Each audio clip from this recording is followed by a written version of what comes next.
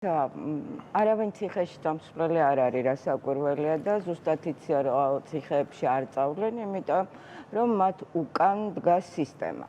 ეხლა რაც შეეხება რატომ დასჭირდა, მე ჩემს მოგზაურობას მოგახსენებთ, ძალიან რასაც ვუყურებ, რაში დაჭირდა ამხელა FSB-ს, იქ უკაცრავად რუსულ აბრევიატურებისთვის GRU-ს, თავდამსხმელი რა ქვია, SVR-ის, არმიის და ასე შემდეგ პუტინს პერსონალური გვარდია. აი, კითხვა მაქვს, რაში დაჭირდა, როდესაც მან ეს გააკეთა. აი ხა რომ ვამბობთ გუშაგთა კორპუსია, ხო, გუშაგებს იქ ცოტა სხვა ფუნქცია აქვს. გუშაგები არიან აი ეს რაც ჩამოვთვალე ახლა ირანულ ვერსიაში, მაგრამ იქ არიან ბასიჯები ასევე, რომლებიც არიან აი ესენი ზუსტად ანალოგიური ერთი აიათოლას შექმნილი თვარცხვები 1979 როგორ არის ამათი სისტემაში მოქცევა უნდათ რეალურად ლეგიტიმაციის მინიჭება, იმიტომ რომ ეს კი იცმოდა არის ასეთი კითხვები დგას, რომ ესენი ხო ისედაც გვცემდნენ, როცა დაჭირდებოდათ, კი გვცემდნენ რასაკვირველია, მაგრამ რომ გვცემდნენ მე ამის გამო დაუშვათ მაინც უნდა რაღაცა ფორმით კანონის წინაშე პასუხი უნდა ეგოთ და ეხლა როდესაც ამათი ნელ-ნელა სისტემაში მოქცევა მოხდება, ხო? ბუნებრივია ეს ციხეში წასვლა აღარ იქნება. მერე უბრალოდ ამათი ქმედებების ლეგიტიმაცია მოხდება. ანუ ამსგავსებენ ზუსტად იმ სისტემას, რომელიც საიდანაც იღებენ კონსულტაციებს, ხო? დაუშვათ ეხლა მე ჩინეთის სისტემაში შიგნით კარგად არ ვიცნობ ესე ძალიან, მაგრამ ირანს ვიცნობ და ვიცი იქ რა ფუნქცია აქვს და ძალიან წააგავს და ანალოგიური რამ კეთდება. იქაც ხო ღირებულებების, რევოლუციური ღირებულებების დასაცავად რასაკვირველია, იქაც ასეა განსაზღვრული, ვინ შეიძლება, ვისი ხელისხება არ შეიძლება, ვის ხუმრობა არ შეიძლება და საერთოდ ხუმრობა არ შეიძლება და ასე შემდეგ და შემდეგ. ეხლა რაც შეეხება ფარისევლობის ხარისხი, ხო? აი ეს ტელევიზია რომ აქვთ პოსტივი, სადაც აი ეს მათი ცნობილი სახეები რამიშვილი და კომპანია ბესიკ ხარანაულზე ხუმრობა და შეურაცხყოფა რატო შეიძლება? ბევრი ყავს ქართველებს თუ ლიტერატურაზე მიდგა საქმე. თუ ლიტერატურაზე მიდგა საქმე, მაგდონის ბევრი ყავს. აი მაინტერესებს. ან თუნდაც ლევან სანიკიძის ლანძღვა რატომ შეიძლება თავისუფლად და არ შეიძლება ნოდარ დუმბაძის, ხო? მე მოქალაქეს, ხო? ერთიც ვიცი, მეორეც, მესამეც, სამივეზე ჩემი მოსაზრება მაქვს მათ ასე ვთქვათ, შემოქმედებით უნარებზე და ღირებულებებზე, მაგრამ კითხვა მაქვს ერთის თუ შეიძლება, მეორესი რატომ არ შეიძლება?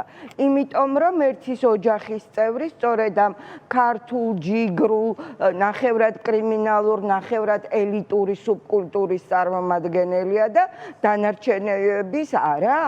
ანუ ეს არის გამსაზღვრელი და აი როდესაც მთავარი ღირებულება და სისტემა უნდა დაეფუძნოს სწორედ ამ ქართულ ჯიგრულ, ნახევრად კრიმინალურს, მაგრამ ელიტურს, იმიტომ რომ ამან ეს უნდა ფორმირდეს როგორც ელიტა საქართველოში, აი ეს არის.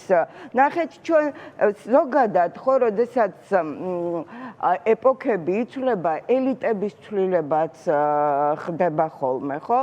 ჩვენთან ეს პროცესი, არ მომხდარა რეალურად და აი ახლა ამ ფორმით ცდილობენ, ეს არ არის ივანიშვილის თავში დაბადებული მოსაზრება, უნდა გითხრათ, ამ მოსაზრება, აი მაგალითად, ვინ ყალიბდება რუსეთში თანამედროვე ელიტებად, ხო?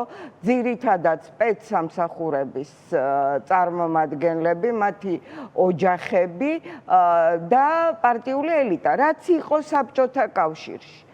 რაც იყო რეალურად საბჭოთა კავშირში და მეხოთბე, ხო შეიცვალა კომუნისტური პარტია აღარ არის, მაგრამ იძინა რუსიას განსაკუთრებით ისეთ წარმომადგენლები, ეს არის დღევანდელი ელიტა, ვინ არის რუსეთის ოქროს ახალგაზრდობა, ხო?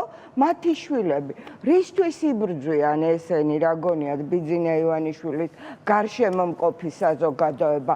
სწორედ ამიტომ, რომ მათი შვილები დარჩნენ ისევ, ეს ხო ბევრ მათგანი ვერ შეელია ამ პრივილეგიებს და ამით კი, გადმოყოლილი მე ერთხელ თქვი, ბოდიში ლელა გაგაგრძელებინებთ, როდესაც თქო ჩემი თაობის ჟურნალისტებმა დაიწყეს მუშაობა, კატეგორიული მიუღებლობა იყო. აქ იმაზე არაა ლაპარაკი ვიღაცას გრიგოლიას წაყვანილი მოწონს თუ ხოფერიასი არა აქვს ამაზე.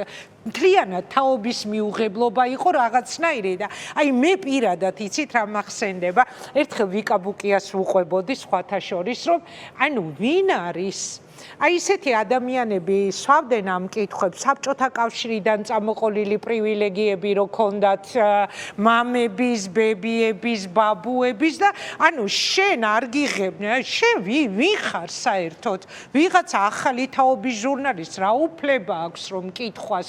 ეს ვინ არის და როგორც წესი უნდა დაგეთახმო, აი როგორც წესი იმ ძველი საბჭოთა დროის საბჭოთა ელიტების შთამომავლები იდგნენ მერე თითქოს რაღაცა აი ამ ქართული ტრადიციების სადარაჯოზე, ანუ აი წყნეთში იყო არავის არ ვერჩი ბოდიში, არავინ მიიღო საკუთარ თავზე, ვინც არ იმსახურებს, მაგრამ ესეთი მწერალი მამის, პოეტი მამის შვილი და მე ბევრჯერ მსმენია სხვადასხვა კონკრეტულად ჟურნალისტებზე ვამბობ, სხვადასხვა ჟურნალისტის მისამართით, მათ შორის აი შენ ვინ ხარ?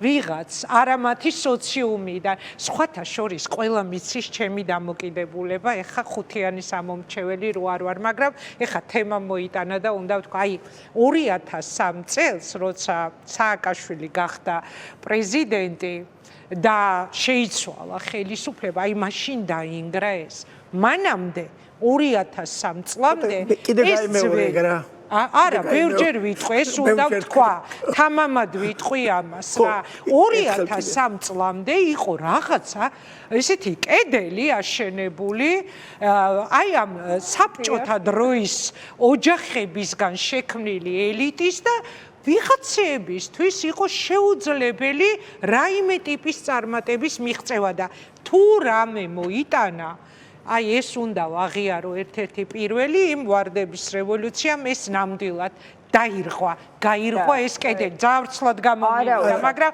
აი უცებ გამახსენდა რა, რაც თქვით მაგას. თემას არ ვასახელებ, ეხა სახელებს და გვარებს, მაგრამ მიხვდებიან.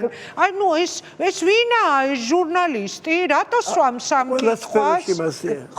გავაგრძელებ. ხო, ბოდიში ლელა, ცუდად ჩაგეჭირა. არა, ინგა თემას და რომ გამხდარიყო შესაძლებელი და უკვე აი ამ თავისუფლებაში აი ესეთი self-made საკუთარი თავები, საკუთარი უნარებით, საკუთარი ნიჭით რომ შექმნეს იმ ადამიანებისგან რომ შექმნილიყო, ხო, ახალი ელიტა ჩვენ დღეს სხვა მდგომარეობა გვექნებოდა აბსოლუტურად, მაგრამ არ დაცალდა, არ დააცალეს ეს. ახლა რაც შეეხება ამათ მინდა ამაზე ვთქვა, ესენი ელიტაში ვერასდროს მოხვდებიან. გაიხსენეთ სწორედ იმ ხალხმა, აი პრივილეგიები რო ხელში ეჭირათ და გამსახურდიას დროს ამან ზანზარი რო დაიწყო, იმიტომ რომ მაგ თვალსაზრისით ძვიად მას უთხრა, რომ უკაცრავად არ მინდა თქვენი ესეთ ახრი მდგომარეობაში მყოფნა რა, თავისუფლად იყავითო, მხედრიონი გამოიგონეს, აიფარეს საკუთარი ინტერესების დასაცავად. დღეს მხედრიონის ის ბიჭები მიწაში წვანან უმრავლესობა, ან თუ ვინმე დარჩა არავის არაფერი თითქმის არ შერჩენია სუთითზე ჩამოსათვლელების გარდა დანარჩენები ან ომებში ან სამოქალაქო ომში ან ისე ან ასე თუმცა არ მიყვარს ეს სამოქალაქო მეც არ მიყვარს ეს სიტყვა ბოდიშვიხტი მე არ უწოდებ აქ სამოქალაქო აი ეს არის მაგათი მომავალი სამწუხაროდ მადლობა ზაზასთან არ მემეტებიან ნამდვილად და უბრალოდ აქედან მინდა ვუთხრა რომ კალაძის კაპიტალის დასაცავად ნუ გაწირავთ თავებს.